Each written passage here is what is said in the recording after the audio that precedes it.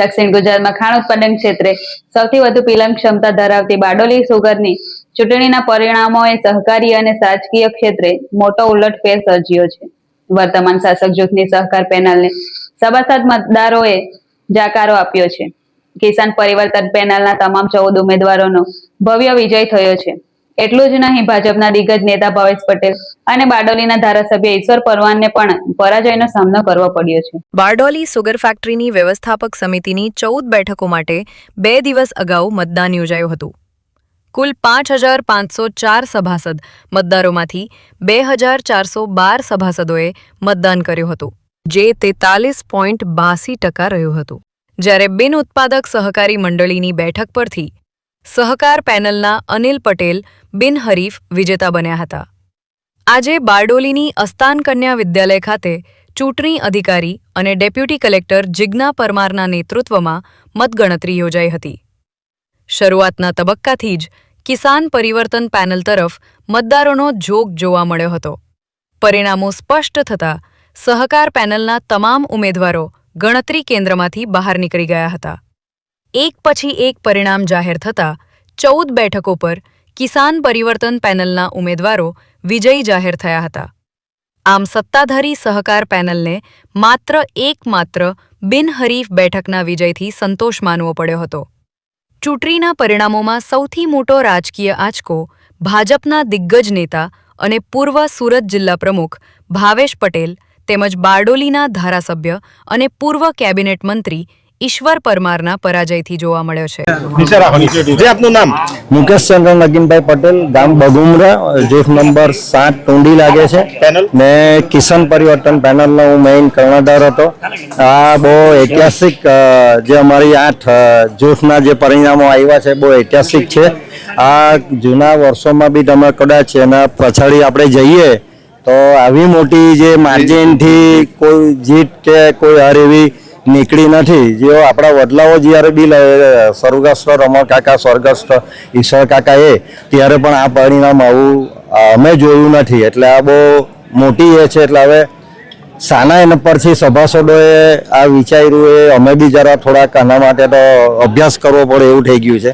મુકેશભાઈ, ખાસ કરીને કયા એવા મુદ્દા હતા જે લઈને તમે સભાસદો પાસે ગયા હતા? કારણ કે એક તરફ તમારી લડાઈ છે તે છેલ્લા 10 વર્ષથી શાસનમાં સહકાર પેનલ સામે હતી। હા, એક તો પેલો એ હતો કે રાજકીયની જે વસ્તુ અંદર હતી ને તે ઇન્વોલ્વમેન્ટ, એટલે એ બી અમારું મેઇન મુદ્દો હતો।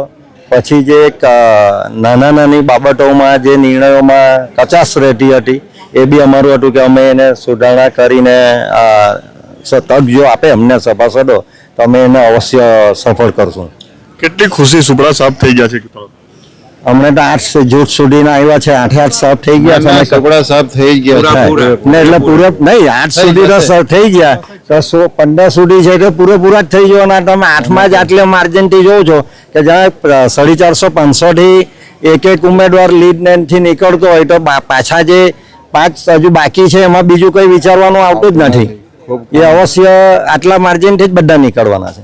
ખૂબ આનંદની વાત છે। ખૂબ આનંદની વાત છે ને સભાસદોએ જે અમને વિશ્વાસ મૂક્યો એમનો અમે ખૂબ ખૂબ આભાર। જવાબદારી પણ આપી છે। હા, ને વિશેષ જવાબદારી બી આપી છે। હવે 5 વર્ષ માટે અમારે એ પુરવાર કરવાની રહેશે। હું સતીશભાઈ શૈલેષભાઈ પટેલ, ગામ મોટા, જૂથ નંબર 1। મને આજે જે સભાસદ ભાઈઓએ જે સમર્થન આપ્યું છે, બારડોલી સુગર ફેક્ટરીના જે સભાસદોએ જે મારા પર ભરોસો રાખ્યો છે અને એ ભરોસો હું હંમેશ માટે હું નિભાવીશ અને મને જીત અપાવવા બદલ ખૂબ ખૂબ આભાર, ધન્યવાદ। શું કહેશો? પરિવર્તનની લહેર ફરી ગઈ છે? પરિવર્તનની લહેર ફરી ગઈ છે। સભાસદોનો આક્રોશ હતો અને અમારા પર વિશ્વાસ મૂકીને સભાસદોએ અમને જંગી બહુમતીએ વિજેતા જાહેર કરાવ્યા છે, તે બદલ તમામ સભાસદોનો હું આભાર માનું છું। કેવા મુદ્દા પરિવર્તન માટે અસરકારક રહ્યા? પરિવર્તન માટે લોકોને 10 વર્ષનું શાસન હતું, લોકોના ભાવનું કારણ હતું અને સભાસદોને અનેક મુશ્કેલી હતી, જેવા કે બરેલી શેરડીના મુદ્દાઓ અને શેરડી કટિંગના મુદ્દાઓ। આવા મુદ્દાઓને લઈને અમે ગયા હતા અને લોકોએ અમને સારો પ્રતિસાદ આપ્યો છે અને લોકોએ અમારી તરફેણમાં પૂરી પરિવર્તન પેનલમાં જંગી બહુમતીથી વિજય બનાવવા બદલ હું સૌ સભાસદોનો આભાર માનું છું। શું પરિણામ આવ્યું છે? અત્યારે મોટા ઝોનનું પરિણામ આવ્યું છે. સતીશભાઈ અમારા સાથી ઉમેદવાર મોટા ઝોનમાં જીતી ગયા છે.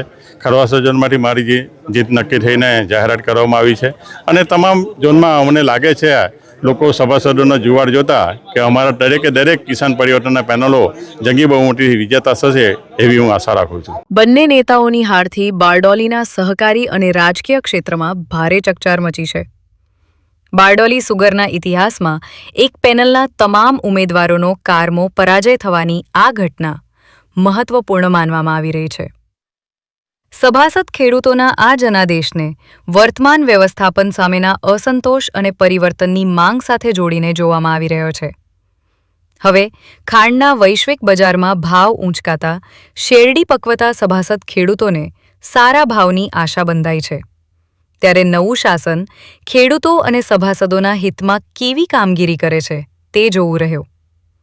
બારડોલી સુગરની ચૂંટણીમાં જોવા મળેલી પરિવર્તનની લહેરની અસર આગામી સમયમાં સુરત જિલ્લાની કામરેજ, મઢી, મહુવા અને ચલથાણ સુગર મિલોની સામાન્ય ચૂંટણીમાં જોવા મળશે કે કેમ તે પણ હવે ચર્ચાનો વિષય બન્યો છે.